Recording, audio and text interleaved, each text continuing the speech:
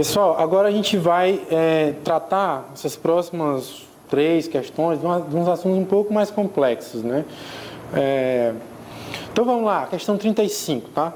A questão 35 ela fala o seguinte: a localização correta de um cabeçalho de comutação de rótulos multiprotocolo ou MPLS, multiprotocolo label switching em quadros de camada de enlace é. Então, pessoal, aí ele está tratando de MPLS. MPLS é um assunto recorrente, né, nas provas, ok? Quem não conhece MPLS tem que dar uma olhada, ok? Num possível curso teórico que a gente vai fazer, a gente vai falar tudo bonitinho. E o MPLS, ele veio para... ele é uma forma, vamos dizer assim, de descarregar os roteadores, né?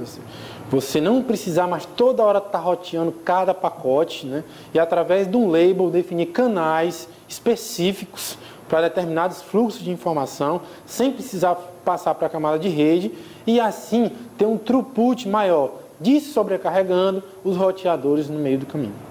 Para tanto, eu adiciono no pacote, vamos dizer assim, no PDU tradicional, mais um cabeçalho.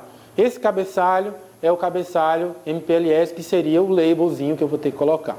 Essa questão, ela é meio dúbia, né? Graças a Deus deu para a gente resolver, mas o cabeçalho, né, como vocês devem saber, eu tenho os dados, e aí, a partir dos dados eu vou adicionar cabeçalhos de acordo com a camada que eu vou descendo, até chegar na camada física, e aí sim ocorre a transmissão efetiva, né? Não a transmissão virtual.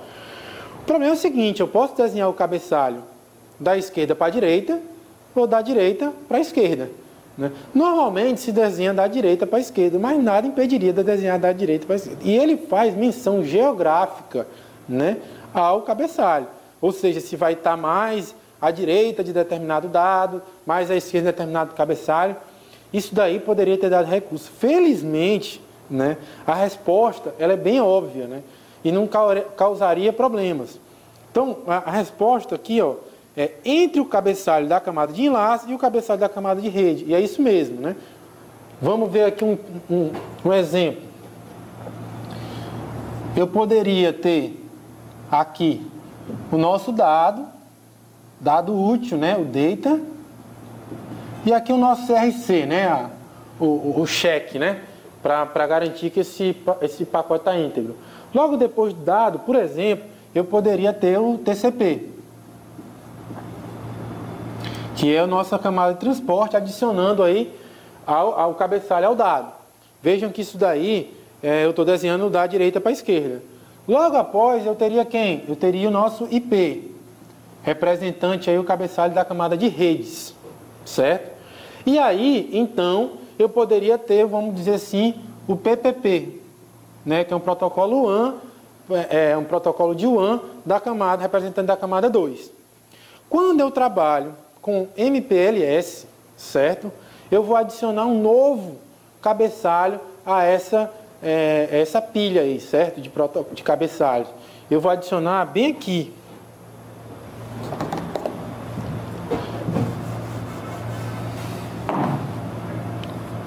Aqui entra o MPLS e só então entra o cabeçalho da camada 2, certo?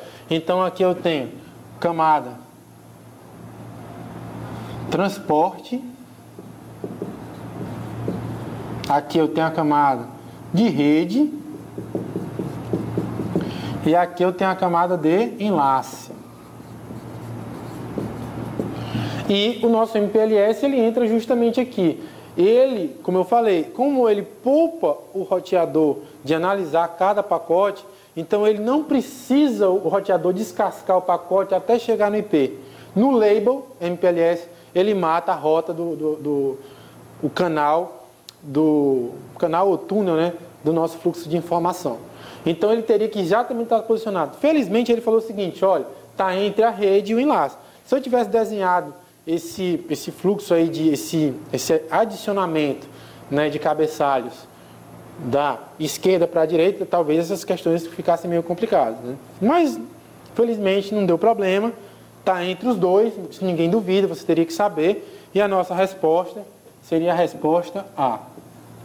Mais uma vez, MPLS é questão recorrente em provas de TI, certo? Principalmente nas provas de infraestrutura que pedem, porque a MPLS é uma tecnologia muito nova, muito utilizada, que tem criptografia nativa, tem garantia de qualidade, né? Qualidade de serviço, ok? Fica a dica aí para vocês. Vamos agora a outra questão. Questão também não trivial, ok? É uma questão, para quem já viu VoIP, quem já estudou VoIP, não é qualquer VoIP, que resolveria essa questão, porque a gente tem VoIP H323, você teria que estar familiarizado com o mundo SIP, que é um protocolo que vem se destacando, sem dúvida alguma, mas não é aquela coisa que todo mundo sabe, já está sendo disseminado para o usuário comum. É uma coisa mesmo de quem estuda, né? Eu já estudei, já vi essa parte, ok? Então, você teria que ter esse conhecimento aí na hora da prova.